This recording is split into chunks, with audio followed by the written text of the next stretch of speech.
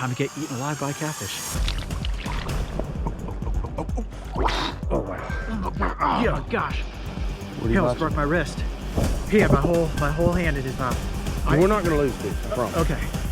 Get him, Kyle. If there's somebody gonna get him, it's you. I know. Here we go. Oh, I got him. Ah!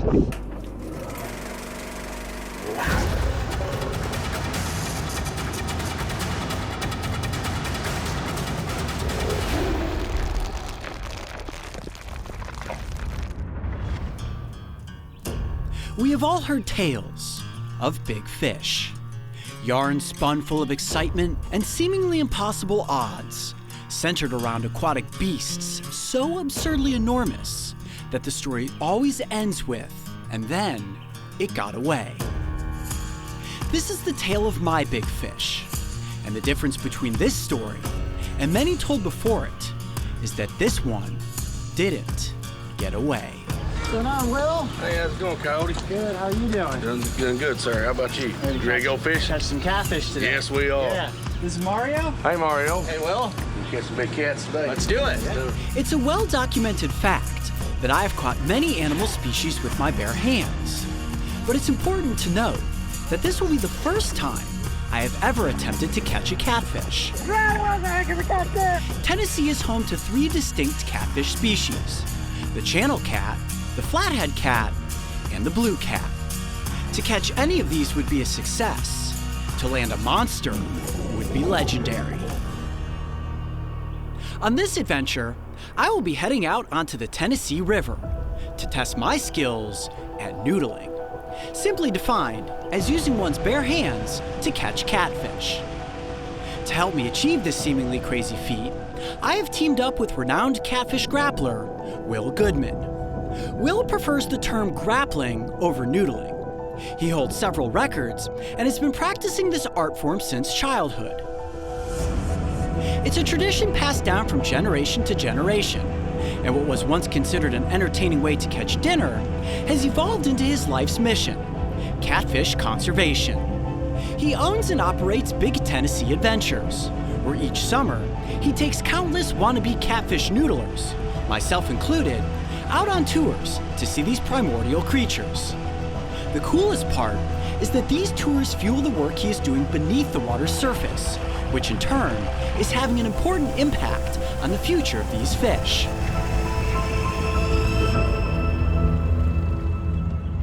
The box is back in here. This is a nice little cove. The water's definitely warm. Conditions are perfect. This could be the spot.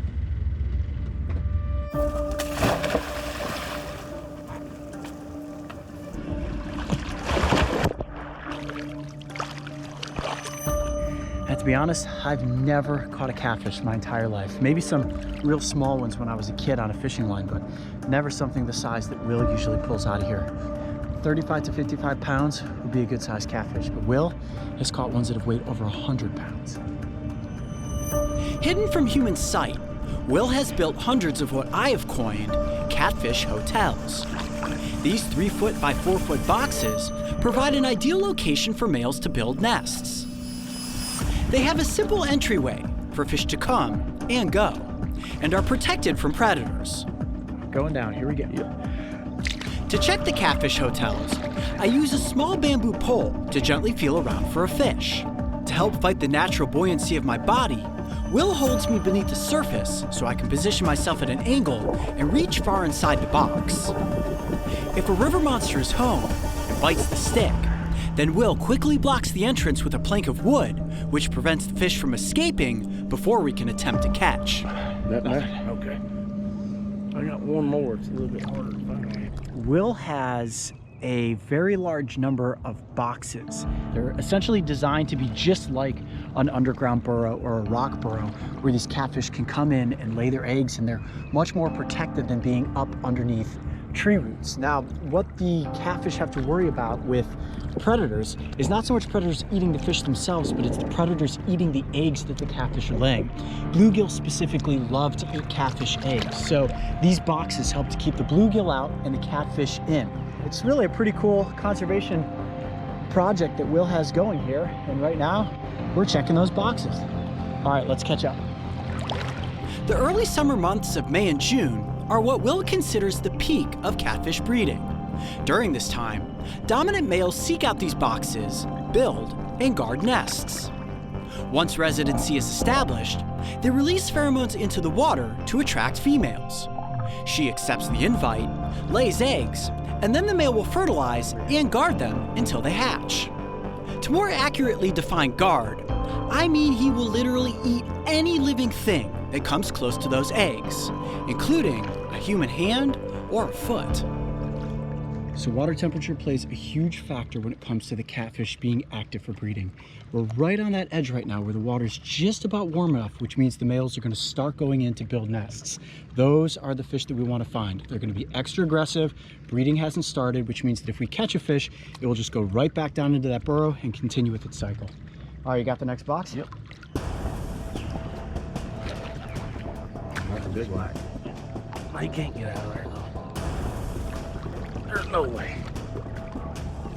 Okay. Left side. Now you'll have to feel a little bit further into this. Yeah, I can see that. Mm-hmm. We'll get a little deeper after the next one. So Okay. just realize that. Yeah, it could require full extension here. Okay, going down. Full extension.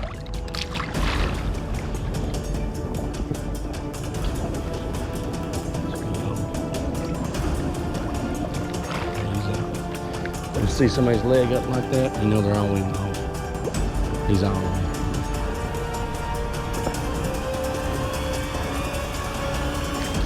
Nothing. Okay. Oh, this one could be perfect. This could be the box.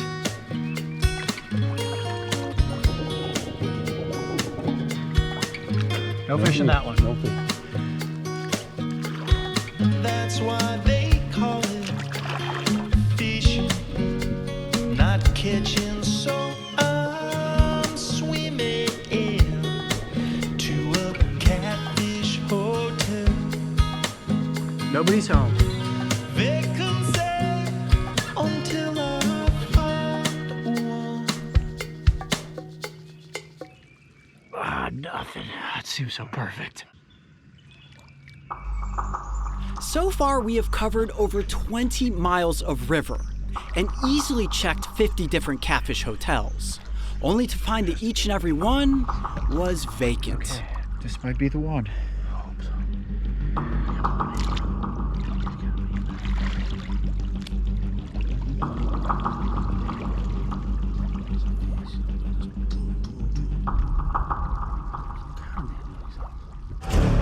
He's in there, he's in there, he's in there. We got a fish. Hey, Bubba, he's in there. It's a big fish. It is a big fish. Oh, buddy. So Will, walk me through exactly what I'm gonna need to do here. So I want you to take your fist and just let the fish bite you. Okay. And just so you get a grasp and understanding how powerful this big of a fish could be. Okay. If it's as big as it sounds like, it really sounds powerful. I mean, it sounds like a 40+ pound fish. They can be dangerous at this point, okay? Yep. This is where you graduate from, okay, they're powerful to, oh wow. They actually, if they roll on you, they could really do some damage. Okay. So Okay, here we go. it's being very careful. I'm a little nervous. When Will is like, yeah, this is a big fish, it could do some damage, definitely makes you nervous. Yep. Okay. All right, guys, here we go. Time to get eaten alive by catfish.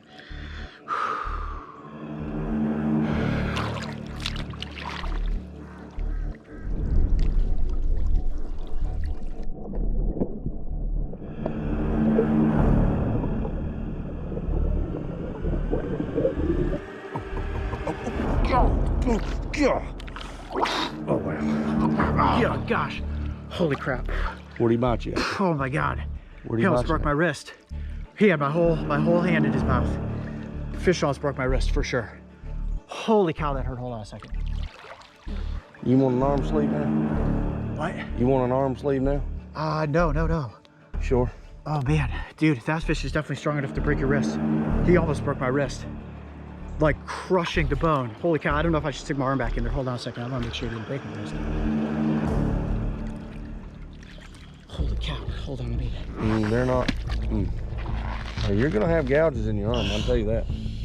They bite you through that glove. Dude, he got right. Look at that. Look how red my arm is. Look at that. He's drawing blood all already. the way through. He's drawing blood already. Yep. That's normal for a blue cat. Okay. That's a male. So you know what it's like, right? Yeah. So you know what it feels like. Yep. It hurts. Okay. And so now we don't want the fish to bite you any more than he has to, right? Okay. Stick your hand in there just like you have Flat. been. Yep. Nope. You do any of this, and he grabs one finger, and he'll break it. I promise. I'm afraid he's gonna break my hand and my wrist the way that he is. If I don't you can take your fist and keep it together, but as soon as he bites you, you need to pin his mouth. I think if I keep a fist and then I put my. You need to pin him and work your finger to the outside lower jaw of his mouth. Okay. Hold him forward and come back up for air and hold him. Okay. Now if he bites you over your thumb, Yeah. you need to come out and reset. You gotta pin him, and then it's hard, man. Okay. Okay. Really hard to hold these fish, and they're slimy, they're powerful, and they're mean, and they're really angry right now, you know. It's hard to describe to you guys the amount of power. Like, I thought that fish was gonna break my hand off. We're not gonna lose fish, I promise. Okay. I will put my hand in. I'm worried about losing my hand, not the fish. Like, I'm afraid if I don't have two hands in his mouth, he's gonna break my wrist. If he rolls, he might. Yeah. Okay. You gotta let him go. If he rolls, he might. If he rolls, you gotta let him go. Holy cow! All right, I'm going back down. I'm gonna give this another shot. I'm really nervous. I've right always now. I'm not said this is the most fun you can ever have on 2 feet. Okay. Okay. Uh-huh. I'll go back down here.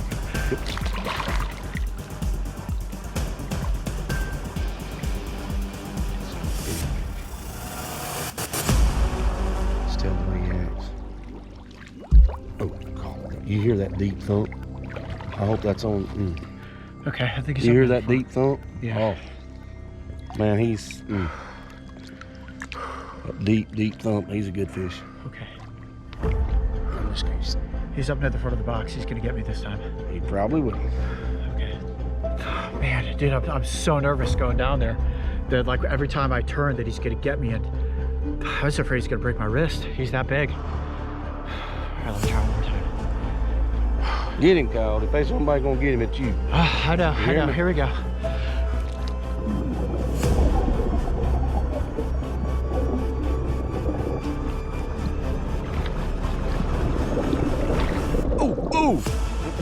Oh, I got him.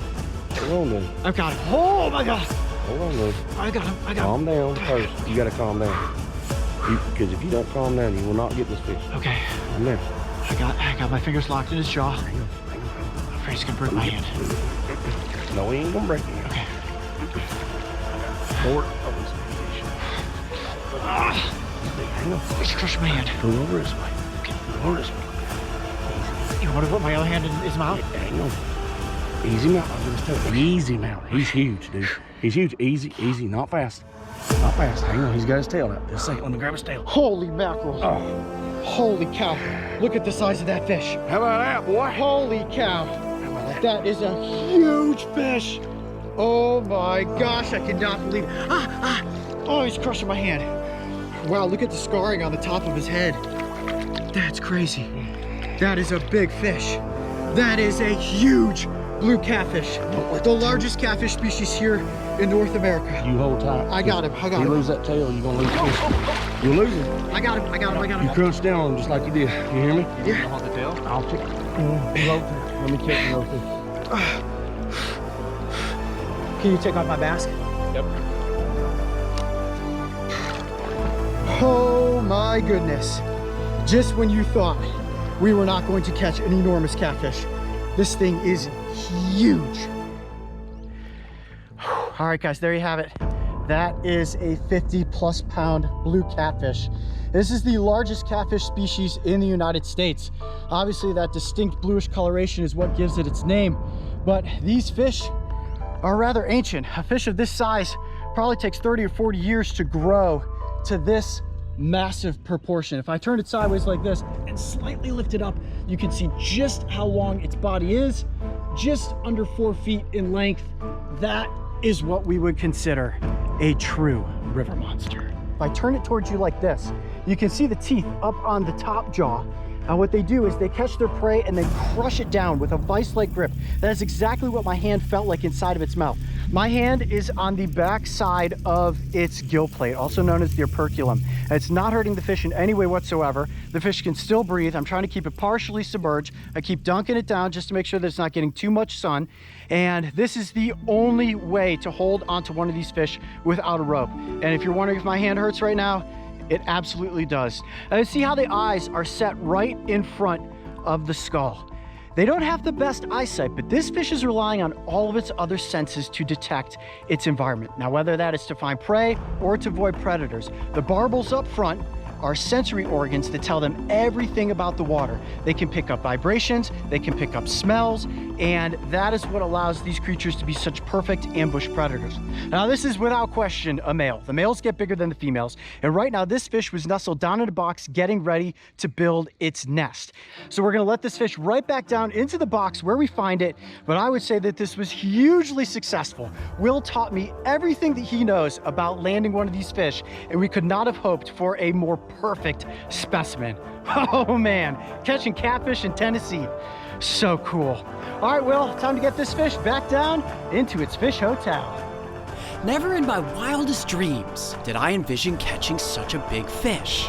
Anglers go their entire lives hoping to land a beast of that magnitude. Yet most will only ever be able to speak of the big one that got away. All right, guys, here we go. We are releasing the fish back down into its breeding box. All right, ready, Will? Here we go. One, two, three.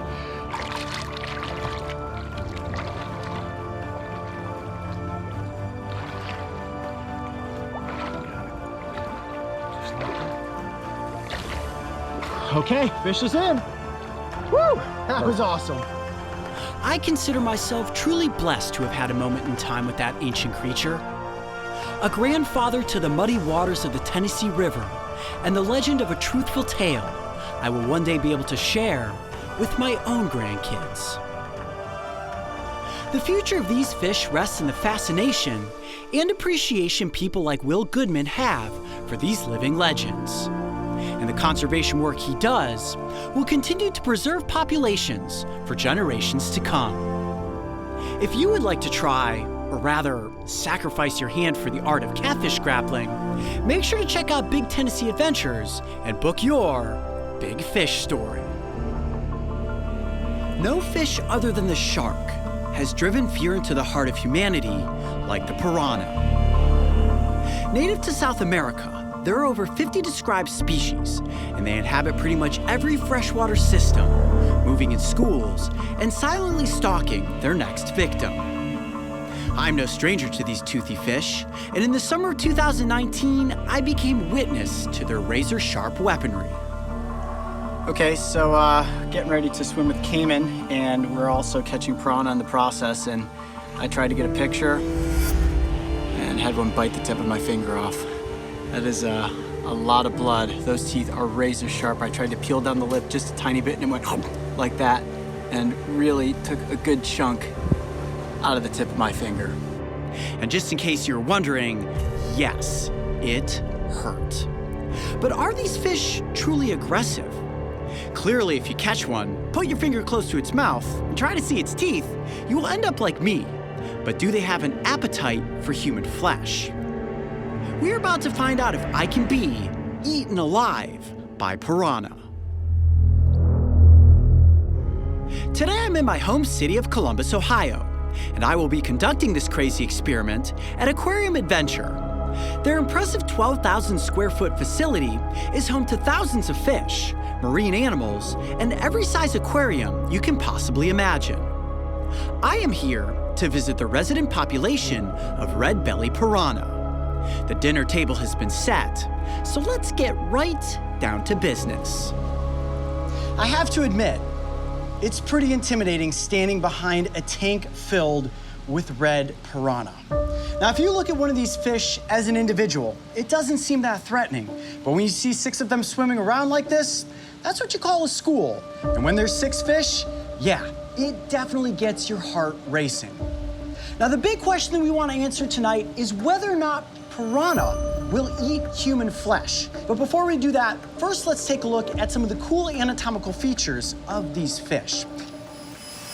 Now, when you look at the piranha's body, they've got a very dominant head. Those big bulbous eyes tell you that these fish have incredible eyesight. But the thing that's most noticeable is that big underbite. That lower jaw tells you that this fish packs a punch when it comes to its bites. The jaw structure is broken down into 4 different sections. And what's so cool about these teeth is that they're interlocking, razor sharp and triangular in form, and they lock together like pieces of a puzzle. Add that together with the shaking and the spinning, and oh buddy, you get attacked by a swarm of piranhas and you're going to be in a very bad situation. And similar to sharks, they replace their teeth throughout the entire course of their lives. But unlike sharks, these entire jaw segments replace themselves periodically, which means that an entire section of the jaw falls out of the fish and then a new section grows right in. In the wild, piranha are considered predators. In many instances, they are opportunistic, which means that they'll feast upon pretty much anything they come across. But it's primarily their sense of smell and their ability to hone in on hearing that makes them such an effective predator. You have to think about where these fish live. Throughout water systems in South America that are oftentimes quite murky. So when the fish can't see its prey, it needs to hone in using smell and sound. Oftentimes they will attack things that are splashing about. This may signal an animal that is wounded and struggling, which obviously makes for an easier victim. When it comes to attacking large prey items, yes, they have been known to attack things as large as livestock. Of course, humans have been bitten, and close to 200 bites are reported every single year. When you look at the piranha, you think to yourself, okay, obviously with that dentition, it's a predator. But this is not an apex predator. There are many other animals within the piranha's environment that will take the opportunity to feast on one of these fish. Caiman, otters, river dolphins, and even waterfowl like herons and egrets will definitely take the opportunity to eat one of these fish. That's why they move together as a group. When you have a school, you seem bigger and more intimidating, which means you're much less likely to be predated upon. All right, I know what you guys are thinking. Coyote, you're going the long way around the fishbowl. Let's get into the experiment. We want to find out whether or not you're going to be bitten by one or all of these fish. There's 6 of them in there, so I'd say the odds are pretty good. So if you guys are ready, I'm Coyote Peterson, and I think it's time to be eaten alive by piranha. Now, I'm not going to shake my hands around there and cause a disturbance. I'm going to gently place them in slowly and see what happens. I'm going to keep my hands there for 60 seconds. There is the chance that I will be bitten. Be prepared. If that happens, there's going to be a lot of blood, so brace yourselves. Okay. All right, I'm stalling. Here we go. 1, 2, 3. Hands going in. Start the clock. 60 seconds.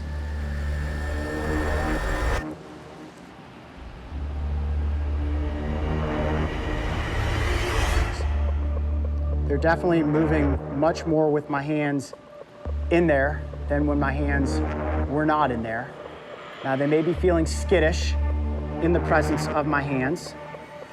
You can see my hand is pretty close there, actually being touched right now by the fish. Fins drifting up against me. Oh boy, oh boy, oh boy. Look at that, look at that. So far, nothing. I'm gonna drift my hands closer in this direction.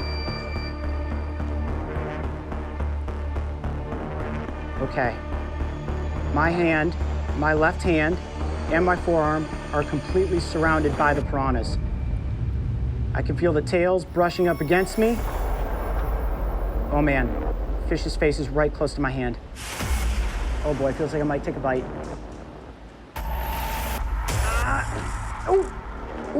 Nope, nope, getting smacked with tails. Hand in the middle of the fish. So my right hand is completely away from the fish altogether, but my left hand is completely surrounded by the fish at this point. Look at that. Right in the school of piranha, no bite happening. Okay. Now that I've sort of gotten over the initial fear and the fact that the piranha are slapping their tails up against me, I'm beginning to feel like they're just gonna ignore me at this point. So far, no bite. And I feel like even if a bite came at this point, it would simply be a curiosity bite to say, what is this in our tank? Is it something that I can eat? Don't feel as if they're going to swarm into one of those frenzies like you would see in the movie where they strip all the flesh. Oh boy. Thought I was about to take a bite there. Just getting smacked by tails. No bites happening. Hands coming out. Woo! Hands shaking a little bit, I will admit that. But absolutely no bites. All flesh still intact. So what we've seen in the Hollywood B movies of these fish devouring human flesh right down to the bone definitely did not happen within this scenario. Okay. Gotta shake off those nerves just a little bit. Man, when the piranha are actually slapping up against your skin, you're thinking to yourself, okay, could that next movement be some of those razor sharp teeth taking a big circular chunk out of your hand or out of your forearm? Okay, so the last test, the ultimate test, is now going to be to hold this fish fillet underwater with my hand and see if they can tell the difference between the fillet and my hand. So this is going to be fish, flesh, and oils mixed together with my hand. Let's see if they go for that. Are you guys ready? Here we go. Hand and fish fillet going back in to the piranha tank. 1, 2. Oh, it doesn't get any easier. 3.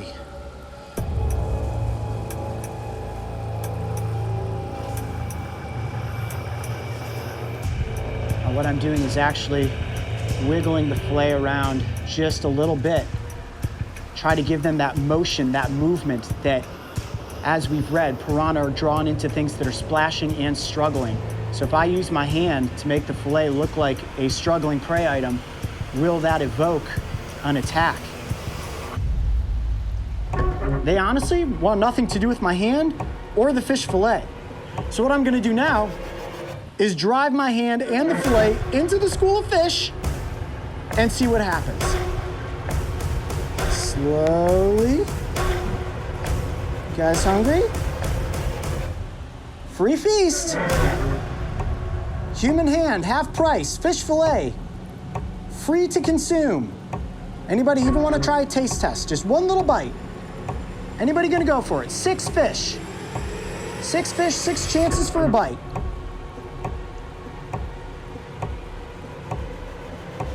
Nothing. Absolutely nothing.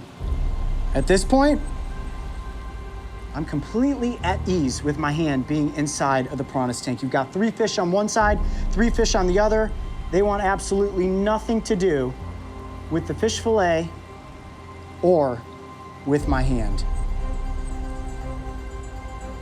Okay, hand and fish fillet coming up and out of the water. No bites on the fillet, no bites on my hand. Perhaps the rumors that piranha are bloodthirsty, ravenous, flesh-eating killers is nothing more than a rumor. Typically, they're thought of as being carnivores, but truth be told, they're really omnivores. Piranha will eat berries, nuts, and pretty much anything that they can scavenge upon. It's a misnomer in many instances that piranhas will just strip something of its flesh if it's already alive and turn it into a feast. Now, it is fair to say that this is a controlled setting, and these fish have been raised in captivity. So will piranha in the wild behave differently? I'm not sure. Perhaps that's a test that we need to place back out into the wild. So the next step is for us to head to South America, back to the Pantanal, and actually place me into the environment within a school of these fish to determine, will piranha truly eat a human alive? Every year, there are said to be around 200 piranha bites in the wild. However, these bites are minor. Generally, these fish are shy and quick to flee, especially if larger animals like a human enter into their watery environment. So while their teeth may be razor sharp, and their notorious reputations always define them as bloodthirsty Hollywood horror creatures, piranha simply desire to be left alone. Big thanks to Aquarium Adventures for letting us film at their location. And if you dream about setting up your own aquatic system, their incredible staff will make you feel right at home. 150 million years ago, a torpedo-shaped, armor-covered predatory fish swam virtually unchallenged in the presence of dinosaurs. Fast forward to the present day, and relatives of this beast still swim, nearly unchanged in design, reigning as freshwater megafauna. Gar are masters of evolution. They have survived beyond the dinosaurs and everything that came after, until their existence ran up against an inescapable fate: humans. I'm about to rock the boat, and this episode is about to make some waves. So if you're ready to join the fight, together, we stand the chance of saving these fish. Welcome to the Gar Wars. A conservation fish force has awoken. I caught a big fish once. Perhaps you remember my encounter with the blue catfish. How about that, boy? Holy cow. Well, if you thought that was an impressive freshwater river monster, you aren't going to believe your eyes when you see where this episode is headed. But before we get to catching, first, we gotta go fishing. On this wild fish chase, I will be working alongside the Gar guys: Hayden, Max, and Florian. Hayden is a graduate student from Texas A&M who is researching alligator gar for his master's project, while Max and Florian, two wild Dutchmen and experienced gar wranglers from the Netherlands, are working in tandem with Hayden's research as part of their graduation internship and the completion of their master's degree. These guys love fish more than you can possibly comprehend. So for me and Mario, it's an honor to document their process and share in their fight for the conservation of this species. So right now what we're doing is using a scanner, the Hummingbird system, to determine if there are fish in this area. And we are seeing little marks show up on this scanner that definitely look as if they could be very large fish, which is a good sign. Max, do you like this spot? We definitely like the spot. It has some slack water, and that's basically what we need to catch these fish because they really like to be out of the current. And we can actually efficiently set our nets, otherwise the current would take them and the fish won't swim in, or they would just bounce off. So this seems to be a really good spot to catch them. Okay, so this sounds like this may be a spot for us to cast the next gill net. Let's see if this is the lucky location to catch a monster gar. This simple-looking, yet high-tech device reveals many of the water's secrets, including hidden obstacles like trees, water depth, and if we are lucky, the distinct body signatures of fish. Rod and reel is a very sporty way to fish for gar, but setting a hook in their bony mouths can be nearly impossible and places an incredible amount of stress on the fish. So to lessen the impact, we will fish with gill nets. 200 feet wide by 10 feet tall, we carefully stretch these supersized nets across the river, one upstream and another downstream.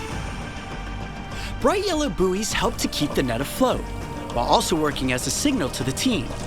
If a fish swims into and becomes entangled in the net, these bright indicators will bob up and down, alerting that a fish has been caught. Okay, we officially have the first two nets set in the water. The next part of looking for gar is called waiting. We're gonna spend about an hour just watching the nets, hoping that eventually the buoys go beneath the surface. Now, if one goes all the way down, Florian and Max said that that pretty much means you've got a monster fish. So we're gonna keep our fingers crossed. We like the spots where the nets are set. Now we sit and wait, see what happens. The term river monster is an all too familiar description of a seemingly malicious animal that lurks beneath the surface of our planet's flowing freshwater systems. In fairness, it's also the title of my all-time favorite television series. However, it's important to redefine what the gar truly is, because the term monster carries with it an unfairly assigned, notorious reputation. Worldwide, there are 7 species of these toothy fish, 3 of which we may encounter in this area. The spotted gar, which is beautifully speckled in an uncoordinated array of spots. The long-nosed gar, named for its definitively slender and noticeably elongated snout. And the alligator gar, which hails as the largest and seemingly most menacing of the gar gang. Yes, they are big, fast, armor-scaled, and equipped with rows of needle-like teeth, But don't let their appearance snap your initial assumptions into false accusations. Gar do not attack humans, and honestly, the only well-documented bites derive from anglers that are accidentally bitten while trying to remove fishing hooks.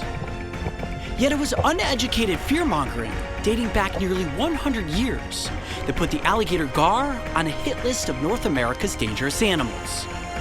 Sadly, populations have been extirpated in many areas of their natural range, and if things couldn't get worse, now these fish face a new threat: bow hunting. But before we kick the door open on that sensitive topic, first, we better check the nets. Okay, right now we're motoring upriver on our way to check one of the nets that's been sitting for about 40 minutes. Sorry, we couldn't hear you. What? We got some movement in a buoy. There may be a fish up in this net. Okay, we might have something. All right, let's do it. Right now, just keeping eyes on those buoys. If there's a fish in there, we don't want to startle it, because while they may get tangled up in the nets, it's also rather easy for them to get out unless we get the net actually curled around the fish. So fingers crossed. We really like the way that we had this set originally.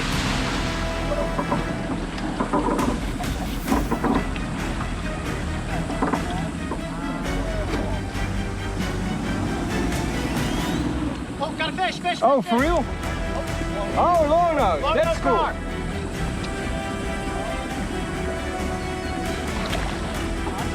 Oh, nice. Wow. Yes. All right, Look at that. Oh, wow. Is that good? Yep. Yes, please. Okay, so right now what Max is doing is gently getting the net out of the gar's teeth. Very dangerous little procedure here. Got to use what are called net hooks. This is so that he does not lose a finger in the process. Take all the time.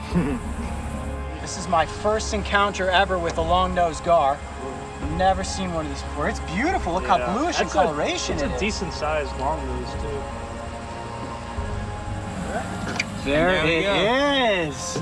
There it is. Amazing. Okay, look at that. That is a long-nosed gar. Now, long-nosed gar gets its name because of that elongated snout. If you take a good look there, that mouth is filled full of needle-sharp teeth. Now, they specialize in eating fish, and you can see that if you were a fish and you got stuck in those jaws, it would be a very bad day. And look at the blue iridescence in coloration. This is an absolutely beautiful fish. And just like the alligator gar, they are covered in these armored scales.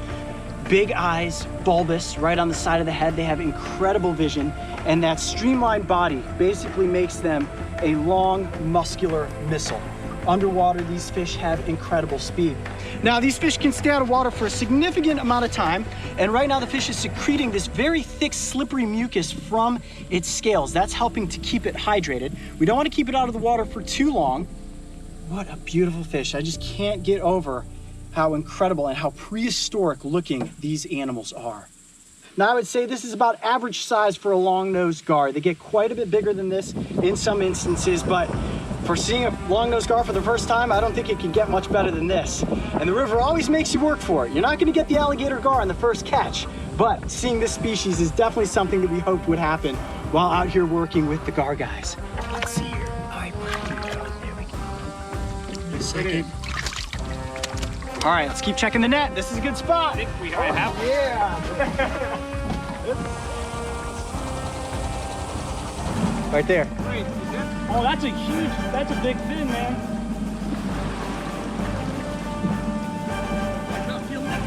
Oh boy. Look at that. Our first alligator gar. Woo!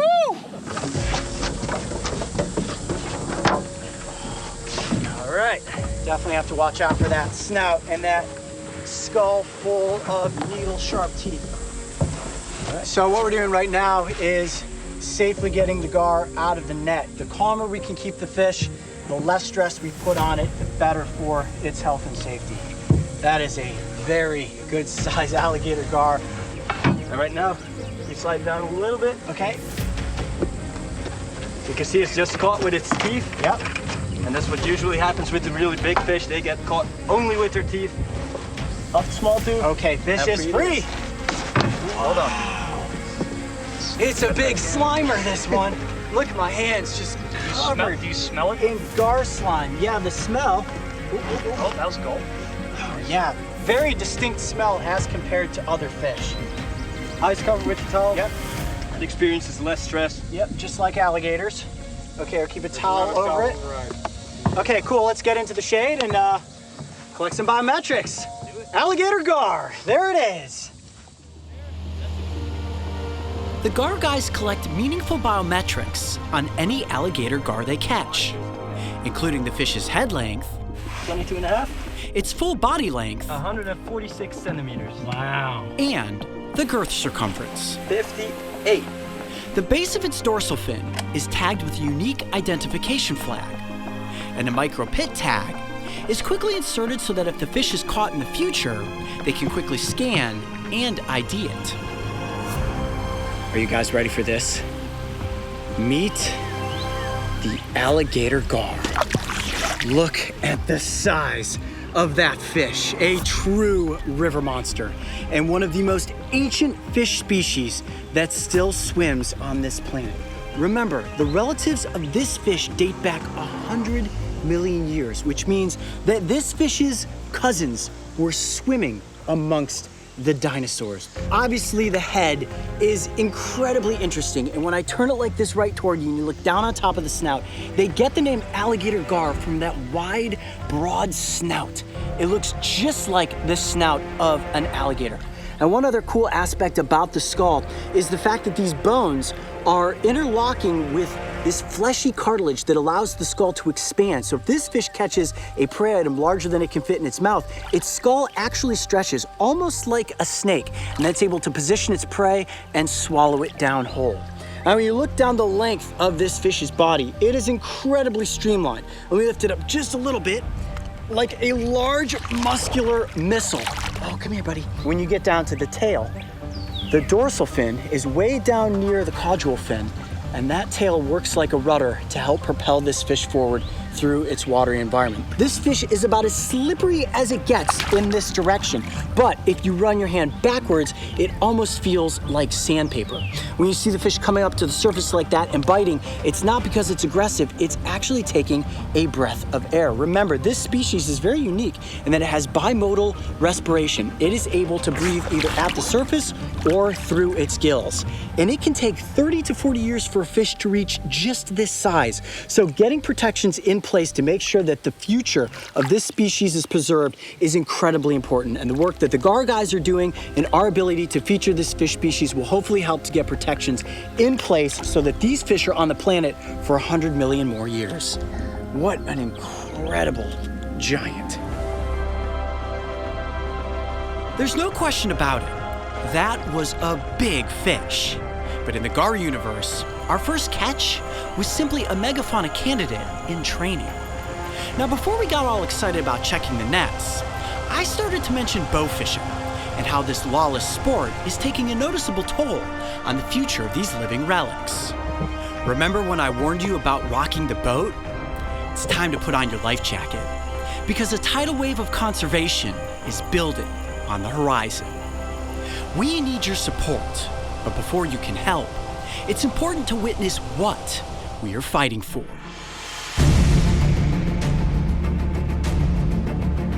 Alligator gar are one of the most long-lived fish in the Western Hemisphere, and it can take more than a decade for them to reach maturity. Once reproductive age has been achieved, males and females migrate from the protection of deep waterways and into shallow floodplains where breeding takes place.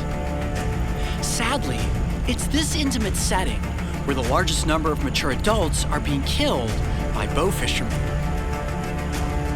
Warning, the following images are graphic and may be disturbing to younger viewers. Bow fishing is a brutal sport. that is simply defined as shooting fish with a bow and arrow. Now, before we rush to judgment, it's important to recognize that not all bow fishermen and their practices are bad. Technically, this hunting style is not illegal, and in some instances, it can be beneficial to the ecosystem. One example is the harvesting of invasive Asian carp. The problem exists when their arrows are intentionally shot toward apex predators, like alligator gar. Gar are considered rough or trash fish, and while some people do consume their catch, the majority dump lifeless carcasses along the river embankments. Over time, the trophy hunting destruction of these long-lived fish will prove detrimental to the necessary balance of our river ecosystems. And without restrictions, you can understand why these living dinosaurs find themselves at risk of going extinct. Right now we are coming up on a buoy which is very low in the water. This could be a fish. Check this out. Way sunk down as compared to the other ones. This could be a fish. All right, so what do we want to do, guys? We want to grab the float line, see Okay. where the fish exactly is at, Okay. and then we see from which way it swam in, and get it on board so we can tag it. So gently, once you notice the boat's over it, gently lift it up. Seeing a lot of bubbles right here. There is a huge fish in this net. It may be, without question, the biggest fish you guys are ever going to see. We gently started to pull up the net. I saw its snout. Its head may be 2 feet in length alone. So we're waiting for Mario to catch up. We were checking a different net. Cameras are running. This is going to be our river monster, guys. Now it's just a matter of getting it on the boat. I'm estimating that this one is 2 meter. It could be a 250-pound fish. Giant! Huge, Giant. huge. Get your camera ready. What do you think the boat's position, Joel?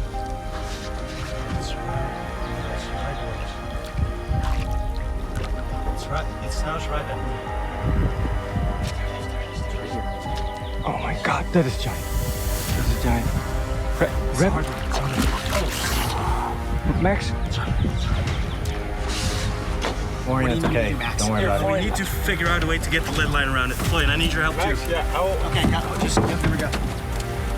I need your help too, Can I Florian. come over here? Yep, let me get out of the way. I'm gonna weight the boat from the side. It's good, it's good. It's good. Oh my god, this is a big fish. This is a huge I got your leg, I got your leg. That one is not coming out anymore. Oh my god, this might be the biggest we have. Wow! It's a huge fish, guys! Wow! Okay, what do we gotta get it up into the boat? We need your help getting it in the boat. Okay, Where do you want me at? Where do you want me? Right in the middle next to us. It is an absolute river monster.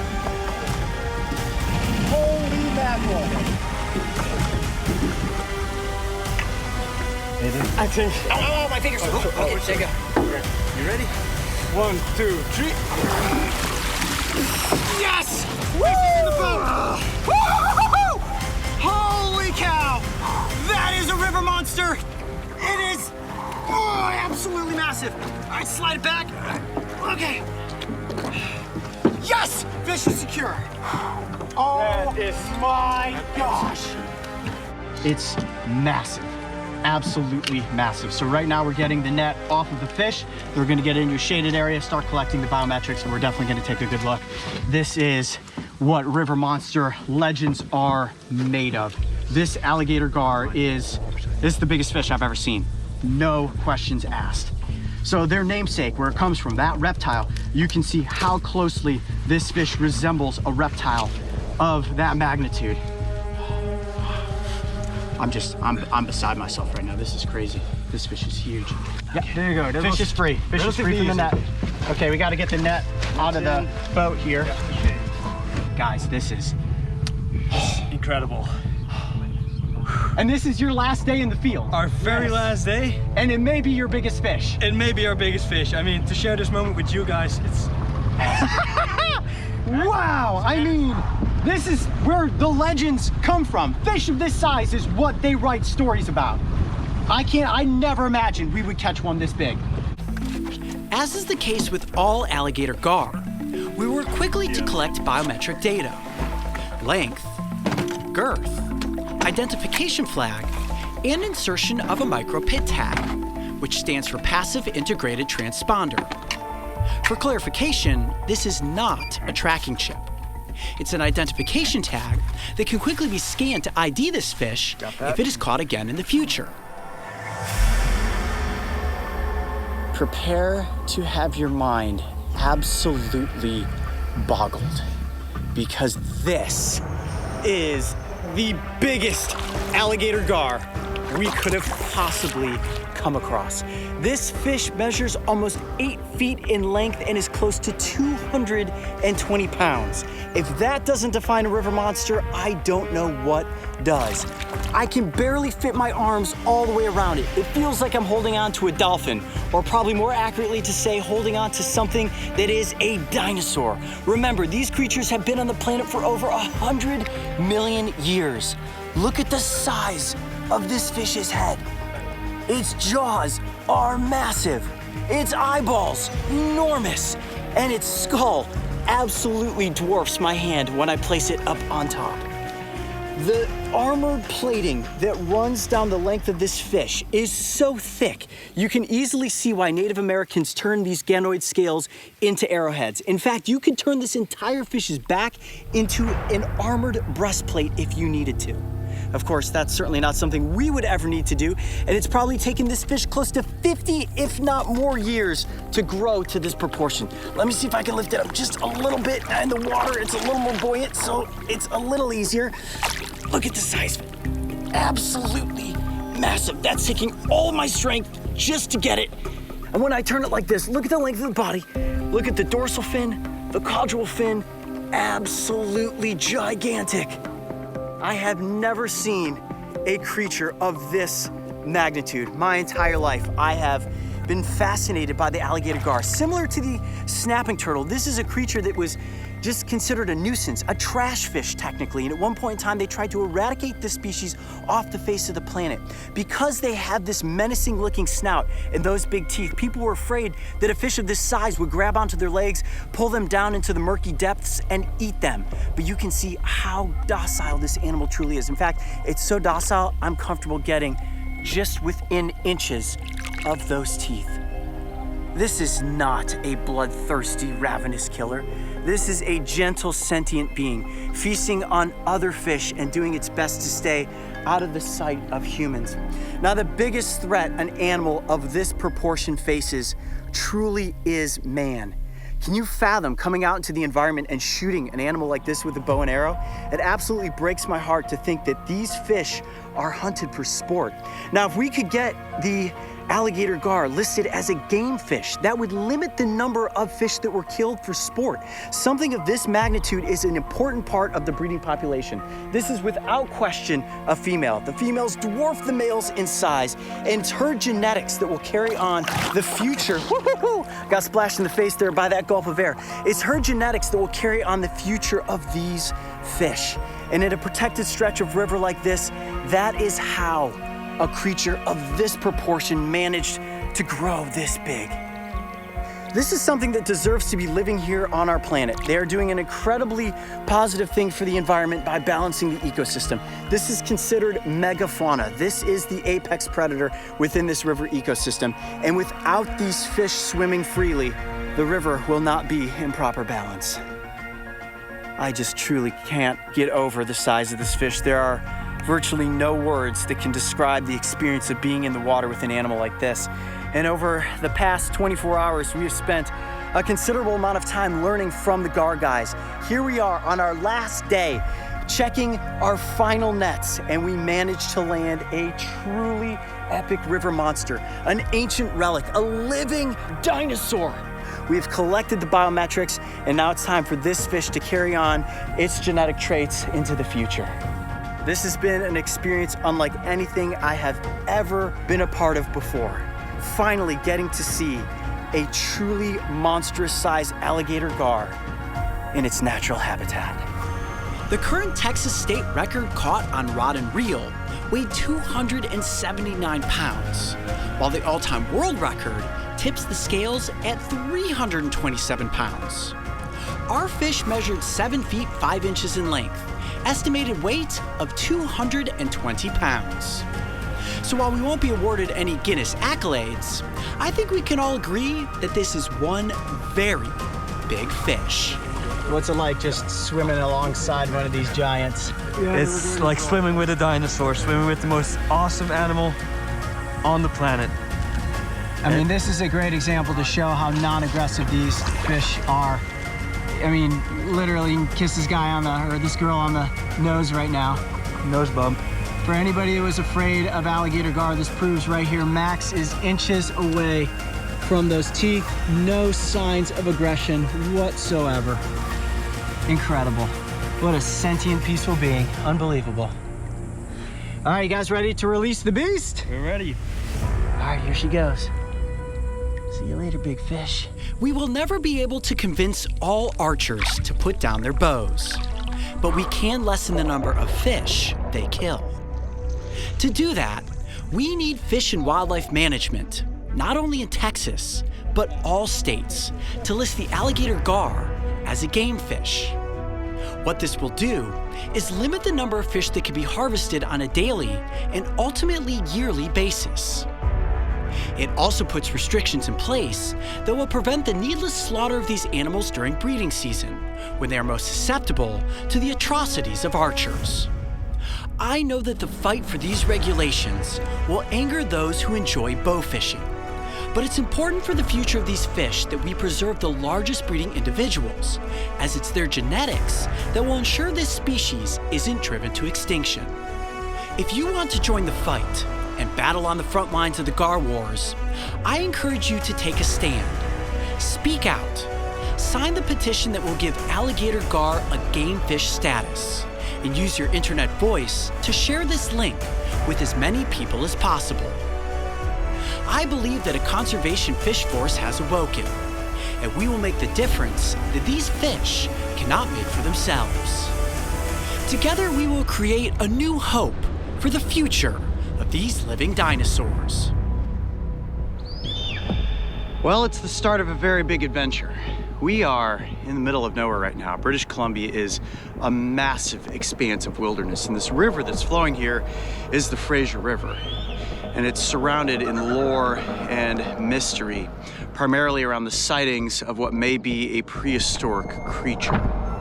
We're gonna be working with two experts today, Kevin and Mariko, conservationists and anglers. And our goal is to see if we can catch one of these supposed river monsters. Sunshine's starting to peek out. You've got clouds lining in between the crests of these mountains. You got the frost line up top with the snow caps. British Columbia is absolutely beautiful. And we're gonna catch a river monster. Ho, ho, ho, a big river monster. All right, the boat's getting ready to pick me up. It's go time. In British Columbia, we're pretty fortunate with what we have here for fishing, right? It's a mecca in the world for fishing. Once I was about 14 years old and saw one for the first time.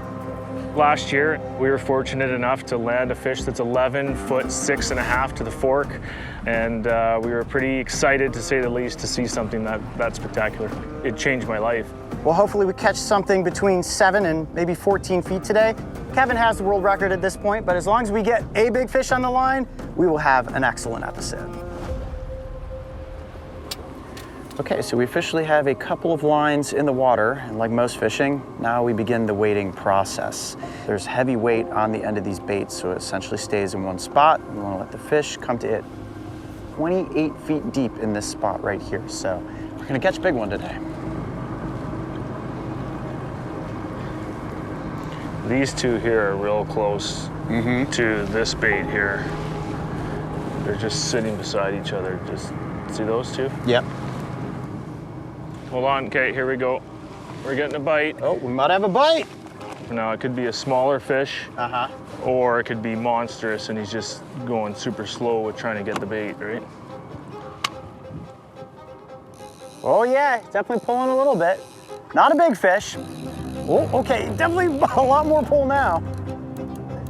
Oh yeah, there he is. Just keep him in the water. Oh, yes. Wow. Just keep him in the water. Yeah? Yeah. Oh. That is like perfect handle and hug size. Look at that prehistoric creature. A little mini river monster. Even at this size, incredible power. You gonna walk them in? Walk them in, yeah. Okay. First one. Fish is secure. Good job. Oh my goodness. Look at you. Unbelievable. That is the white sturgeon, a very miniaturized version of what we're hoping to catch throughout the course of today, but this gives us a chance to really examine the animal. Look at that beautiful coloration. It almost glistens white and blue. And what's unique about the body structure of this fish is that it's very muscular. The skeleton is made of cartilage, but the head is made of solid bone. The snout is very shovel-nosed in design. You see those little things dangling off the front there? Those are the barbels, and it's those barbels that can sense chemicals within the environment that help these creatures search for their food. Now the mouth of the fish, I'm gonna lift it up just very gently like that so you can see the underside. They have no teeth. These are environmental vacuums, and that they use suction to bring small crustaceans and other animals into their mouths. So they use flat, raspy plates to crush down on and then swallow their prey. And they've got these distinct pectoral fins on their side, which helps balance their body when they're underwater. But it's this dorsal fin in the back and the tail that really makes it look like a shark. That caudal fin will often be seen coming to the surface, and those are one of the indicators that people think that they're seeing some sort of prehistoric monster. This fish is truly ancient in design, and its reptilian look, especially if that back just comes to the surface like that, shows you why people may misidentify this animal as a mythological creature. At this point, we want to get the fish back off and into the environment, but this is small, 2.5 feet in length. We're hoping to find something that dwarfs this fish, something that could truly be considered a river monster. All right, buddy, thanks for hanging out with us, and happy hunting. For us, it's very encouraging to see these fish, and when you get the small ones, they're my favorite, and so it's great seeing them. Yeah, the young ones mean the next generation is going to become someday these living dinosaurs in a sense. Exactly.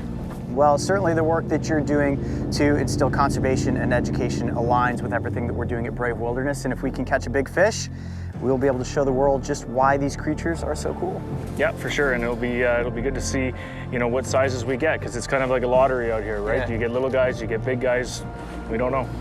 Any tips for how to bring in one of these fish, especially if it's 7 feet or more and weighing close to 300 pounds? Yeah, so one thing is never let your guard down, Okay. ever. And also, if you have a little bit of a pause, straighten out your arms rather than keep them really tight in like this, and that'll give your bicep and your forearm a little bit of a break, and then you gotta get right back into it. So you see that fish on there? I'm gonna try and cast right close to him. It's just trailing off the back of the boat, and the big question is whether or not it's actually hungry and wanting to feed. If we get that monster on the line, hold on.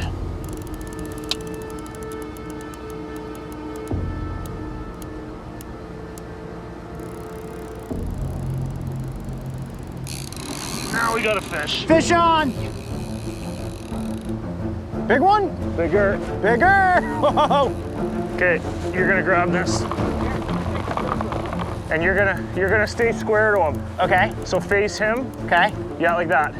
This could be a legit river monster right here. And hold on tight, because when he's going, he's gonna go. Yep. So I'm just feeling him hold on, Just hold on, yeah. Okay, yeah. Get ready. Hold on tight, don't reel, just hold. Just hold. Whoa, that's a strong fish right there. Holy cow, we definitely have a river monster on the end of this line. Wow, this is gonna require a lot of strength, I can tell that. Should I be letting it take line like this? Yeah, let him go, just stay square to him. Oh, this is a very, very big fish. I use all my body weight to hold on to this animal. Come on, baby. Oh boy. Farewell and adieu, all ye fair Spanish ladies. Farewell and adieu, ye ladies of Spain. We got a big one here, Chief. This could be a new world record size fish. Kevin and I might break his record today. My forearms are screaming right now. That's why you don't skip arm day at the gym. Wow. Oh, look at him taking slack. Oh, he's running. Every time I have the chance for slack, I gotta take it. Oh, there just jumped, you see it? It's like the size of a killer whale. Woo! It is huge, did you see it? Oh, it is really big. We do not want to lose this fish. We got the fish up at the surface, it's absolutely huge. Mario's filming its head's right alongside the boat. Wow, it is massive. Holy cow, what do you want me to do, Kevin? This right there's good. I'm gonna grab the line, okay, and then I'm gonna grab the weight, reel a little bit. Okay, reel a little bit in. This right there, yeah, that's good right there. Hold it there. Hold it there. Whoa. Oh yeah. There That it is a big fish. Good job. Wow. Holy cow. Yeah, that is a hoss right there. It's spilling out of the cradle. Okay, let's see what his length is. 225. Wow, yeah. 86. 86. 225, 86. 7.5 feet, That's so that's a over 8. huge tail. Over 8 total length. Over 8? Total length, yeah. His head is huge, absolutely massive. Look at the size of its head. It's like a battering ram. Woo! We have done it. We have caught a true dinosaur. The white sturgeon, measuring 8 feet in length and capping in at probably close to 300 pounds. And when you look at the design of this animal, it looks exactly like the smaller one we caught earlier. The big bony head, the scutes that run down the length of the body, but the difference is the girth and the weight. This thing is absolutely massive. Now, the lineage of this fish species dates back 200 million years. And throughout our adventure, Kevin keeps calling these things dinosaurs. They truly are living fossils. What would you guess, Kevin? This fish is probably close to 70 or 80 years of age? Yeah, for sure, at this size, yeah. That is ancient. Something very cool about this fish is, see these scutes around here? They're like blue. Every fish has different unique markings. You can always see it on the head, and you can also see it on the scutes. This fish has got really, really unique markings, which is very cool to see. Yeah, it almost looks like this diamond pattern. And the head is so smooth, and then as soon as you get to those scutes, they really are razor sharp, but they have this iridescent glow to them, and the pattern on each individual fish is completely unique, correct? Yeah, and also the scutes, right? The further they go upriver on the Fraser here, they'll wear down like sandpaper. So the closer to the ocean, they're sharper, and if they're a transient fish, you can get sharp fish in areas that you typically don't. We spent hours traveling upriver by boat, but believe it or not, civilization is all around us. The biggest threat a fish of this size faces is non-selective salmon nets. These animals get tangled up, the nets aren't checked for significant periods of time, and they end up drowning. 80 years that it takes to get to this size, and it can be lost in a single day simply because a net is not being checked. It's really heartbreaking when you think about it. But at the same time, people don't think about these animals. The sturgeon is not exactly the prettiest fish on the face of the planet. It lives in murky water, feeding at the bottom, an environmental vacuum cleaner, but they're incredibly important. And without them, the river system will completely fall out of balance. You gotta love something that's this big and this ancient. When do you ever get to be hands-on with a dinosaur? I absolutely love this fish. Sturgeon have been one of those misunderstood creatures that I've loved since I was a little kid. Oh, this was so cool. Now, angling this fish was incredibly difficult, exhausting on the body, but the reward, being able to get it up close, and most importantly, being able to share it with the audience is what's gonna help change the face of conservation for these fish. If you can't see it, if you can't appreciate it, you can't truly love it. And if you can't love something, you don't have a real reason to protect it. Kevin, thank you so much for bringing us out on this expedition. For me, this is a new personal best, 8 feet in length, 300 pounds. Thank you, sturgeon. You have now topped the alligator gar. All right, big fish, off you go.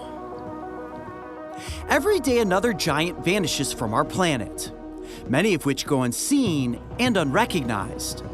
But conservation warriors like Kevin and Mariko are working tirelessly to change this. To glimpse a river monster at the surface is a sight one never forgets, and is a story of the unexplained that can last a lifetime. But to physically angle, get hands-on with, and spiritually connect with these ancient creatures is a privilege one can only experience in person. If you would like to raise awareness for white sturgeon and become part of a research expedition, make sure to visit and book your adventure today. The Great Lakes have been invaded, and their fish are facing an inescapable attack that threatens to decimate their populations. Like aliens in a Hollywood horror film, these slime-covered parasitic predators have squirmed their way in and are on the hunt for blood. My mission is to find out whether or not these invaders have a taste for humans. And the only way to find out is to let myself be eaten alive by sea lamprey. To perform this nightmare of an experiment, I have traveled to Millersburg, Michigan, where I will be working in conjunction with the Great Lakes Fishery Commission and U.S. Geological Survey's jointly managed Hammond Bay Biological Station. These organizations are on the forefront of Great Lakes research, control of invasive species, and restoration of native fish. The Great Lakes are home to 5 different lamprey species, 4 native and 1 invasive. And as my luck would have it, you can clearly see that this invader is also the biggest. Sea lamprey originally entered the Great Lakes from the Atlantic Ocean through a series of man-made shipping canals in the mid-1800s. Taking advantage of these human-constructed waterways, they eventually invaded all 5 of the Great Lakes. Without any predators or population control at the time, sea lamprey numbers exploded, and by the early 1960s, the fishing industry was devastated, taking the yearly Great Lakes harvest from 15 million pounds of fish to a mere 300,000 pounds of fish. This is a perfect example of how destructive an invasive species can be. And while it's clear that they are a threat to fish, do they pose a threat to humans? It's a beautiful sunny morning, and it feels like the perfect day for an Eaten Alive episode here on the Brave Wilderness channel. Now before me is a 50-gallon aquarium filled with close to 100 sea lamprey. I know what you guys are all thinking, Coyote, hold on a second. Are you telling me you're going to place your arms into this aquarium with these fish that will suction onto you, maybe shred your skin, and then drink your blood and bodily fluids? Yeah, guys, that's exactly what we want to try to figure out today. Now, what exactly is a sea lamprey? Is it an eel? Is it a fish? Is it an alien? Well, I can tell you this much. They're certainly alien looking, but no, they are not aliens. And while their body structure may really make them look like eels, they're not eels either. They are, in fact, fish, a primitive species of fish. The lineage of these creatures dates back 340 million years, which means that they were here before the time of dinosaurs, and they survived beyond the dinosaurs. In fact, they have survived 4 extinction events. How crazy is that? Now, what makes them a primitive fish? That's a great question. They're not like other fishes. They don't have any bones in their body, but in fact, their structure is made out of cartilage. They don't have a swim bladder, they don't have any pairs of fins, and they don't even have proper jaws. They're considered parasitic predators. I may say perfectly designed parasitic predators, and they primarily feast upon fish. Now, the thing that's most unique about these primitive creatures is, in fact, their mouth structure. So let's crouch down here for a second and get down beneath the water's surface and take a closer look. You'll see the way that they are suctioning to the glass. One of the most unique aspects is what's known as the sectorial disc. They don't actually have jaws, like I stated earlier, but they have the ability to suction onto different things. Glass is a perfect surface. They can also hold on to rocks, but when they're searching for their prey, which of course is fish, they're capable of suctioning on. And then let me paint you a really horrific story. This is almost like a Hollywood B film. When they suction onto the side of the fish, their mouth is malleable. And within that malleable mouth, they have close to 150 cone-shaped, needle-sharp teeth, those teeth anchor into place, and then right in the center of their mouth is this razor sharp rasping tongue. They rub that tongue over the scales, through them, into the skin, and eventually into the fish's flesh, where they then drink the blood and the bodily fluids. If you're a fish swimming around in the Great Lakes and you get hooked up to with a lamprey, you are alive when they begin to eat you. So you know, you gotta have a little bit of respect for these primitive creatures. These perfectly designed parasitic predators have taken a massive toll on the native fish species. In fact, during the lifetime of an individual lamprey, they can kill up to 40 pounds of fish. For every 7 fish attacked by a sea lamprey, only a single one manages to survive. Their top sense is their ability to smell their prey. They don't have really great eyesight. In fact, they're usually most active at night.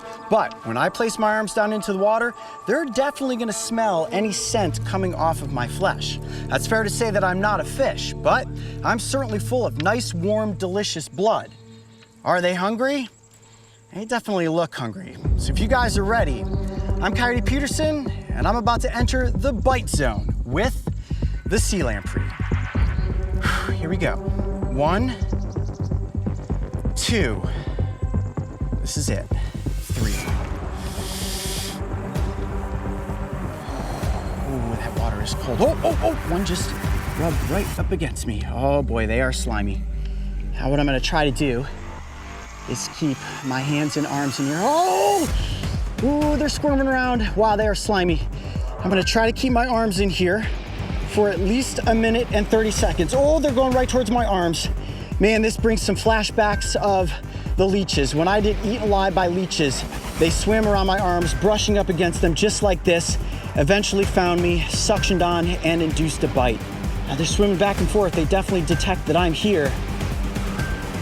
Ooh, that is a very, very eerie feeling. Slimy bodies rubbing up against me. I don't even want to look down. Right now I'm just thinking about those sectorial discs lashing onto my arms, those teeth grappling, and then that raspy tongue cutting into my skin. But thus far, they're really just swimming around me.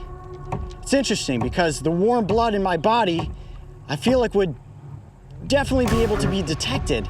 Then again, you have to think about the fact that fish are cold-blooded, so maybe warm blood is not something that they would necessarily be after.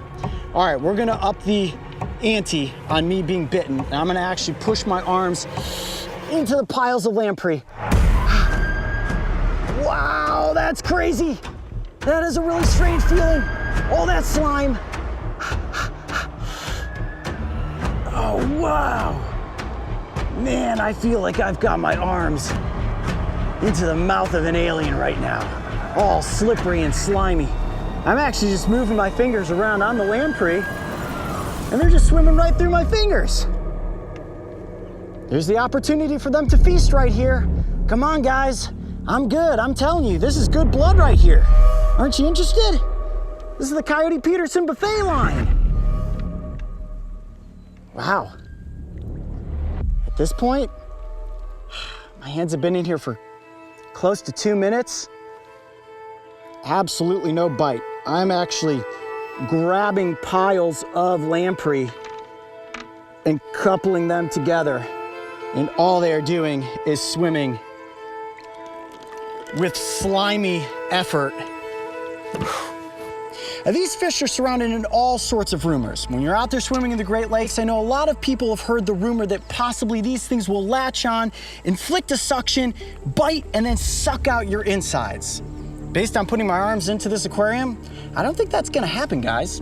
Unless you are a native fish species swimming around, you have absolutely nothing to fear, at least in my opinion at this point, from the sea lamprey.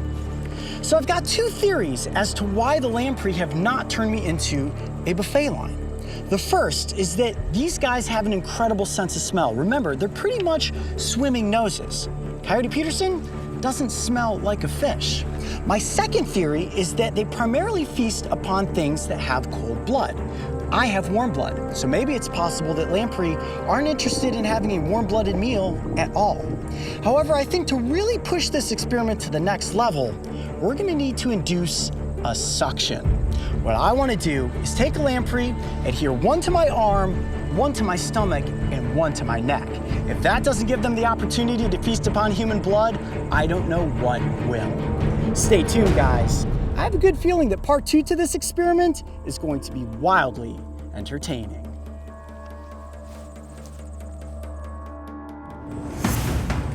Now, before we sit down and watch the sea lamprey enjoy an all-you-can-eat Coyote Peterson buffet, first it's important for you to understand how these alien-like invaders managed to create such a catastrophic stronghold on the Great Lakes ecosystem. These parasitic predators have a rather simple, yet well-structured life cycle. During the spawning phase, adults leave the lakes and migrate into streams, build crescent-shaped rocky nests, lay eggs, and then die. After the eggs hatch, the larvae drift out of the nest and find areas of soft sediment in the river bottom. They burrow in and enjoy a hidden life for several years. Once ready, the larvae transform into parasites, complete with suction-cup mouths, hooked teeth, and voracious appetite. Then they swim to the lake and feast on fish for 12 to 18 months until they are ready to spawn. Females can lay nearly 100,000 eggs, so it's easy to understand how the invasion happened. Yet within this simple life structure, there's also a kink in the lamprey's invasive armor. More on that shortly, as it sounds like the dinner bell is ringing. Okay, this is part 2 of our eaten alive by sea lamprey experiment. And this is what we call inducing a suction. Now, for this part of the experiment to be effective, I'm actually going to bring in the assistance of Dr. Aldeboa. He's going to be the one actually administering the suction by placing a sea lamprey on 3 different spots of my body. My forearm, my stomach, and dare I say it, my neck. Now, to truly determine whether or not sea lamprey will feast upon the blood of humans, this is the best way to figure out whether or not I can become a buffet line. If you're wondering whether or not I'm nervous, yeah, this is the part that definitely has my heart racing and my adrenaline pumping. They are going to suction on. I am going to feel the wrath of that raspy tongue, and there very well may be some blood. So at this point, I think if you guys are ready, it's time to let the feeding frenzy begin. Dr. Aldeboa, pick us out a very hungry sea lamprey. My forearm, my poor forearm, is ready. Sit back and relax, buddy. I almost feel like I'm about to give blood, and in a sense, I am. My own blood in the name of science to determine whether or not these creatures will feast upon humans. All right, that one jumped right out. That means he is ready. Okay. All right, what I'm gonna do is place my forearm out like this. They are wily. Okay, now what's gonna happen is Mara is gonna place it right on my forearm. You know, good solid piece of meat here. There is blood flow. And that mouth is, oh yeah, there we go, right there. Suction. Oh! It is on. Oh yeah!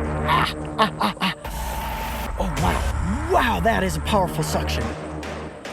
The suction power in the mouth of this creature is about 4 times that of your normal home vacuum cleaner. What it's doing right now is just investigating around with those jawless lips. It's called a suctorial disc. Ooh, he's got a hold there. Now the mouth is rather malleable, and in that mouth are around 150 cone-shaped teeth. They use those teeth to lock into place. Now typically they're feasting upon fish. When they grab onto that fish, remember, fish is slimy. You've got to get good purchase if you're hoping to hold on, and then eventually allowing that raspy tongue, which works almost like a boring drill, to work through the scales and the skin of the fish before they get down. Oh wow, that is a crazy feeling. Oh, I can feel it definitely grinding away at my skin. Oh, starting to notice a little bit of pain now at this point. Okay, so as they rip through the scales, and the flesh of the fish, eventually an anticoagulant that they release from their saliva allows them to slurp down the blood and the bodily fluid. Oh wow, I can definitely feel something going to town there. Similar to the leeches, I can feel that tongue working around on my skin, and the suction, my goodness, I would say that's more powerful than 4 times a vacuum cleaner. It is pulling my skin up and into its mouth. Yowzers, okay, that is an uncomfortable feeling. Now, the difference between the lamprey and a leech is that the leech had these little jaws that were kind of in the shape of the Mercedes-Benz logo that would slice into your body. Of course, that anticoagulant and the numbing agent didn't allow me to feel anything. I don't think that there's a numbing agent that's being involved in the grasp of the lamprey. Yeah, wow, it is really, it is really digging in at this point. Ooh, yeah, something's happening. Oh. Wow, that suction is unreal. Oh, yep, something's happening. Something is definitely happening. Oh, it's grasping down tighter. Now, what's interesting about the teeth, okay, it let go, so I want to get a good look at, yowzers, that, man, that just makes my whole body squirm. And when that thing pops off, it's like a really strong suction cup just coming off of my arm. Look at the way that the teeth curved into my skin and suctioned on. You can see where those jawless lips were locked in place, and right there is where all of those teeth were digging in. You can see the purple coloration in my skin, and honestly, just a little bit of blood seeping through right at that spot. Now, with my forearm, I have to think that that skin is pretty tough. There's a lot of muscle here, and it's very solid. There's not necessarily, you know, like a fish. A fish's body has organs and soft spots, and those lamprey are really gonna try to hone in on an area that they can easily dig into. My forearm, not exactly giving the best opportunity to dig in. I felt the effects, but I think it's time to step up to the next level and let one of these lamprey adhere to my stomach. All right, Mara, you ready? I'm going to lift up my shirt and expose a nice, soft section of flesh. Very soft, good, squishy area. You ready? For one of these to be able to grab on and create suction. Okay, let's let him find his target. Oh, he's trying to suction onto me. Hang on. He's going right through the glove. Oh, okay. Okay. Let him twist his head. He's good? I think he's, yeah, Ooh. that's pretty good. Whoa, oh! He's on. Oh yeah, that is definitely a much different feeling than the forearm. The skin on my belly is much softer, and that suction is going to town right now. I envy all those teeth. Digging in. Oh, the twist is tough. Now, when these creatures are out in the environment, look at that, it came off.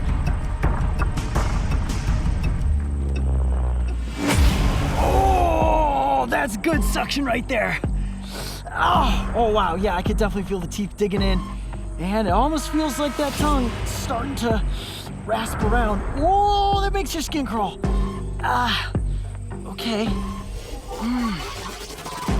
Probably approaching the 60-second mark here with this creeper, true creepy slime monster suctioned on.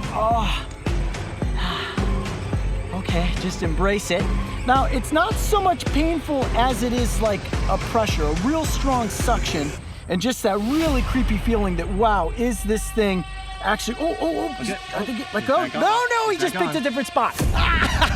Oh yeah, that's an even better hold right there. I think he repositioned and said, ooh, you know what? This spot's even softer and maybe even tastier.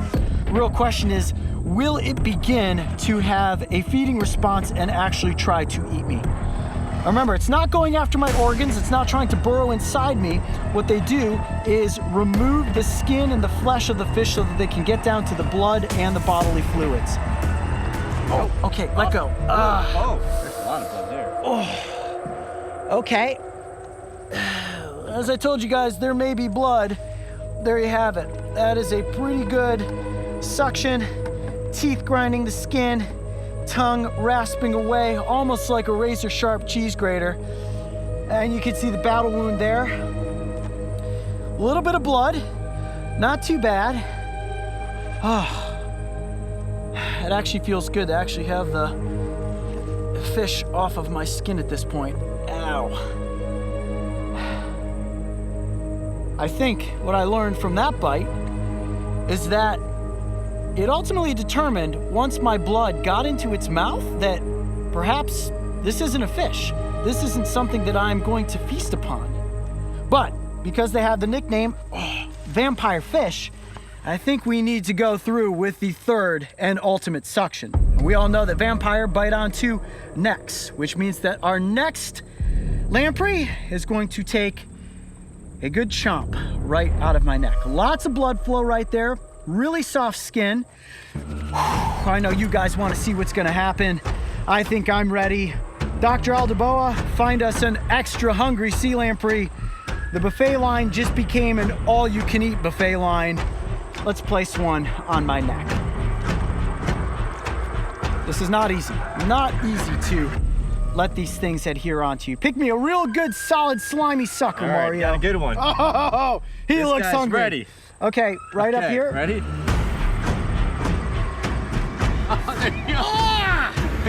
Oh! Hang on to it. Okay, I got it. Oh my gosh. Yeah, that is a good suction right there. Oh, let go. Is it for another spot? Ah! Oh, that is way more painful than the arm or the stomach. Ooh. Ah. Okay. You good? Yeah, he's suctioned on really good. I can feel that twisting sensation. Teeth grappling into place.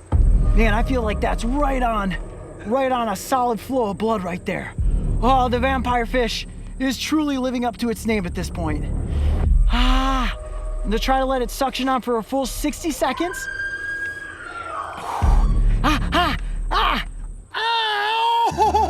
Oh, wow, every time it twists, it's incredibly painful. Those needle-sharp cone-shaped teeth digging in. Close to 150 teeth in that mouth, remember. Oh, yeah, no, I can feel the tongue grinding up against my skin. Oh, that makes my whole body squirm. Oh, that's incredible.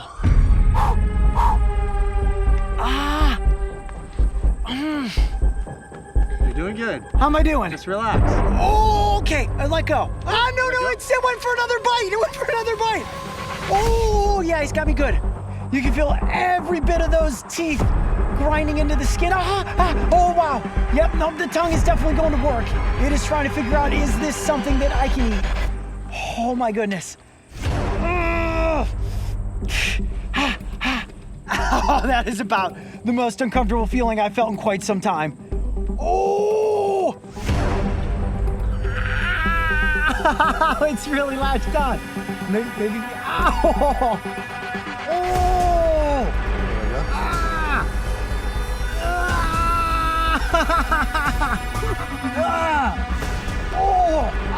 No, don't tug on it.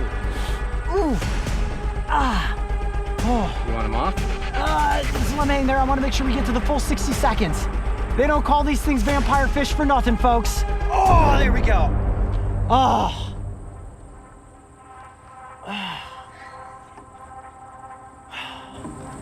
That's a good one. Hey, don't get on me. Is there blood? Yep. I promise you guys there would be some blood. A lot of blood flows through your neck. And that sea lamprey was definitely locked in place. My goodness, oh man, it makes me lightheaded. Just to think about my blood and bodily fluids being sucked up by the vampire fish. Okay, so here's what I was able to determine at this point. Those teeth are sharp, and that raspy tongue, yeah, it's like a cheese grater going at your skin. But in the end, I feel like every time the blood came to the surface and they got the taste of human in their mouths, they let go and said, you know what? This isn't a fish. This isn't what I naturally feast upon. So if you head out into the Great Lakes for a swim, I would definitely say you have no fear of being suctioned to, let alone being eaten alive by sea lamprey. Now, if you're a fish swimming around out there in the lakes, this is without question your worst nightmare. So the ongoing control efforts to keep the population of sea lamprey in check are incredibly important. Without this work being done, the lamprey will be decimating the fish populations. But again, like I said, when it comes to humans, if you're heading out into the lake for a swim, you have absolutely nothing to fear. Around the world, invasive species have detrimental effects on ecosystems. But no species has been more destructive to Great Lakes fish than sea lamprey. The fishery in these bodies of water was nearly destroyed, Yet the ongoing effort to control these invaders, led by the Great Lakes Fishery Commission, has been one of the most successful programs of its type in history. So while millions upon millions of eggs are laid each year, the life cycle has been identified and, most importantly, intercepted. Thanks to the combination of environmentally safe lampricides, strategic river barriers, mass trappings, and pheromone and alarm cue experimentation that may alter the course of spawning, the invasive sea lamprey population has been reduced nearly 90% in the Great Lakes. Now that is a success story. Sea lamprey control is an investment into the health of the environment. If you would like to learn more or have the desire to join the fight against sea lamprey, contact the Great Lakes Fishery Commission and help keep our freshwater systems free of blood-sucking aliens. West Virginia is famous for its wild and wonderful beauty. The scenic peaks and valleys from a bird's eye view are absolutely breathtaking, but the beauty doesn't end with the landscapes. This state is home to a plethora of stunning animals, many of which appear to have been selectively colored from an imagination inspired by a box of brilliant crayons. Today we are visiting the Smoke Hole Resort. This landmark destination is the perfect place for a fun family adventure. And while they offer a variety of exciting attractions, including some of the state's most iconic caverns, we have shown up for the gold. What's going on, Coyote Pack? This location is home to a unique color morph of the rainbow trout, known as the golden rainbow trout. Now, with any luck, we're gonna be able to catch one and get it up close for the cameras. So if you guys are ready, let's go fishing for gold. Once again, we have brought in the wildlife expertise of Tim Brust. You may remember our last fishing endeavor where we landed an ancient fish species known as the bowfin. With Tim as the rod and reel man and me as the nimble net ninja, our strategy was a success. The only thing that's different today is Tim will be fly fishing, an art form that requires patience and precision. Now, in this body of water, we have 5 different trout species. Of course, it is the golden rainbow trout that we're after, but there are also regular rainbow trout, the native brook trout, tiger trout, and brown trout. So any fish that we catch, we're definitely gonna take a look at, but it is the gold ones that we are after. Tim, how you feeling? You gonna get a gold one on the first cast? For sure. I like his confidence. Let's catch ourselves some gold. What's pretty cool about these golden rainbow trout is that they are created through something known as selective breeding. And they first came onto the scene in 1949. There were actually 10,000 fish that were gifted from the state of California to the state of West Virginia. And one of those fish that survived had this unique golden color to it. And this fish, the researchers took a unique liking to, and they started calling it little camouflage. It was kind of ironic because as a golden colored fish, it wasn't technically camouflaged within the environment. What ended up happening is this fish grew older, they separated it from the rest of the fish and nurtured it a bit. Eventually they were able to determine that it was a female. They took eggs from that fish and then began to start selectively breeding with those eggs to create this golden strain of trout. Oh, we got a fish, we got a fish. What is it, what is it? Is it a gold one? No? All right, reel it in. I'll continue that history lesson in a second. Got it. Yes! Wow! Look at that fish. That is a monster rainbow. Holy cow, that is a big fish. Okay, there we go. Wow, this fish might almost not even fit inside of this container. Coming up and over, here we go. There we go, okay. And we can only hold on to the fish for just a couple seconds. Rainbow trout are incredibly delicate, but look at that brilliant coloration that runs down the length of the body. Now, if you were to catch rainbow trout of this size in the wild, it would be considered a true trophy. In this trophy pond here, they do grow a little bit bigger than you would typically see in the wild, but the rainbow trout is not a native species here in West Virginia. Remember, only the brook trout is native when it comes to the trout family. But you can find these fish in the rivers here, introduced by Department of Natural Resources. So it is the rainbow trout where the golden rainbow originates its original genetic line from. Absolutely stunning. Great first catch, Tim. I would say we're hot on our track to catching one of the goldies. Okay, I'm gonna let this fish back down into the pond. Ready? Got an okay shot? All right, there she goes. Tim, you ready for some more fishing? Yeah. Here we go. Now, before we caught that fish, I was starting to tell you the history of these golden beauties. To sum it up, what started as an experiment with little camouflage in the 1950s became a success story by the 1960s. And this selectively bred golden fish was officially dubbed the Centennial Golden Trout and was revealed to the public to celebrate West Virginia's centennial in 1963. That year and every year since, the West Virginia Division of Natural Resources has stocked golden rainbow trout in rivers throughout the state. This golden anomaly is exclusive to West Virginia, making it quite the attraction to anglers across the country. So now that you know a bit of the history, I bet you want to see one of these fish up close. Perfect timing, because Tim just got a bite on the line. All right, here we go. We got a gold one on. Yes, nice one, Tim. Bring it in slow. Don't get in the rocks, don't get in the rocks. Yes, yes, yes, yes. A little closer. Oh, I missed it. Got it, yes! Ha ha! Look at that fish. Have you ever seen a fish that beautiful? My goodness. Nicely done, Tim. All right, let's get the hook out. Okay. We've got a golden trout. Here, I'm gonna hand you the net and let's get the fish gently into, don't lose it. Okay, fish is inside the plastic container. Look at this. Okay, so can you see it okay from right there? All right, we're gonna have to be very gentle. We can only hold on to it for a couple of seconds. Look how beautiful that animal is.